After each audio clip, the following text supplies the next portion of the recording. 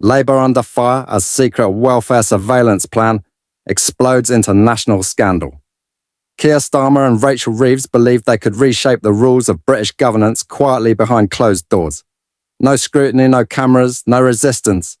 But what they sparked instead was a political inferno they can no longer control. It began as a closed meeting, just Starmer, Reeves and the Governor of the Bank of England. No press allowed, no official record. But within hours, the walls began to crack. And what followed was a wave of leaks that shook Westminster to its core. The proposal they brought to that room was nothing short of radical. A sweeping plan to grant the Department for Work and Pensions unprecedented access to the personal bank accounts of millions of welfare claimants. No consent, no oversight, no legal framework, a surveillance regime wrapped in the language of modernisation and fraud prevention. But the governor wasn't buying it. He interrupted Rachel Reeves mid-presentation, rejecting the economic models as unstable, calling out the plan as ethically broken, and declaring bluntly, "This isn't fiscal planning, this is surveillance, tensions erupted."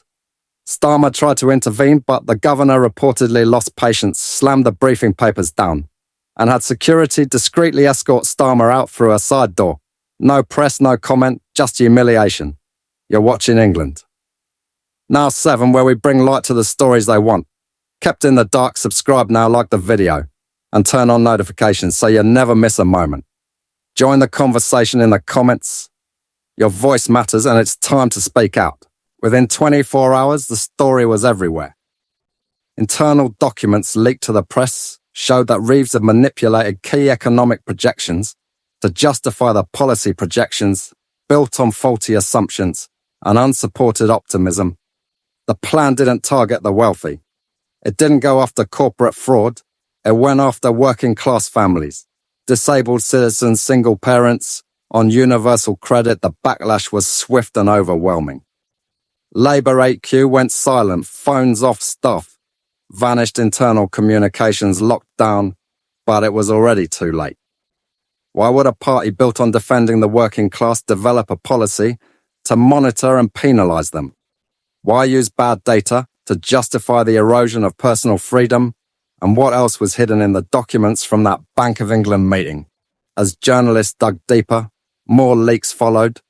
Whistleblowers revealed Reeves had been warned repeatedly that her numbers couldn't stand up to scrutiny. But she pushed forward, determined to make Labour appear tough on welfare. Starmer didn't just support it, he championed it, obsessing over the optics of being hard on fraud. Then came the next bombshell.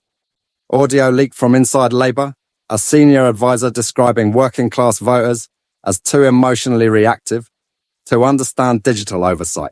The contempt was undeniable. Within days, Labour MPs were in open revolt. One former shadow cabinet minister wrote, "This isn't the Labour Party.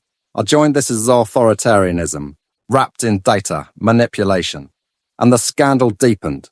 Internal files revealed a long-term plan for high-powered surveillance of welfare recipients, complete with flowcharts notes, and a chilling presentation titled Financial Visibility and Digital Responsibility in the New Welfare State.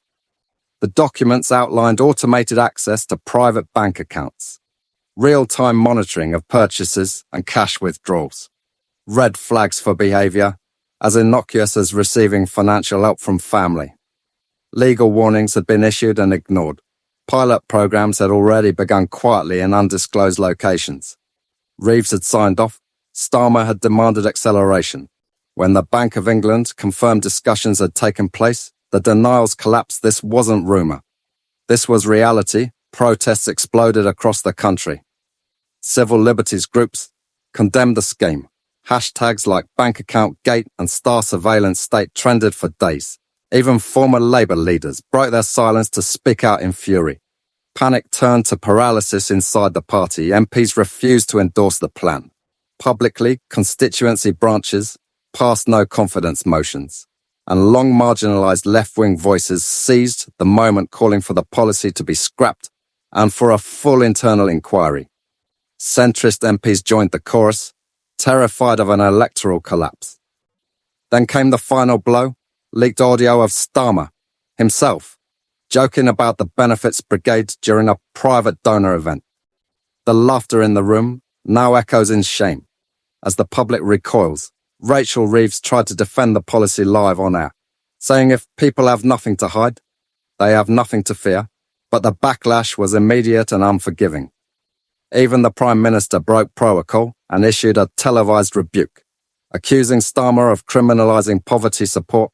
Collapsed donors, retreated polls nosedived, and MPs began preparing to confront the leadership directly. Labour's carefully managed machine began to fall apart. Aides whispered of rebellion, staff deleted emails, campaign teams begged for direction. None came the phrase circulating inside Labour HQ, "We're living inside a slow-motion car crash," and yet Starmer refused to back down. Stay the course, he wrote, in a leaked memo, a phrase that has now become the defining symbol of his downfall. What started as a routine policy meeting behind closed doors has now become one of the most explosive scandals in modern British politics, a crisis that revealed not just poor judgment, but something far darker: secrecy, manipulation, contempt for the public, and a betrayal of the very people Labour was meant to protect. Now the question is no longer whether Starmer can survive.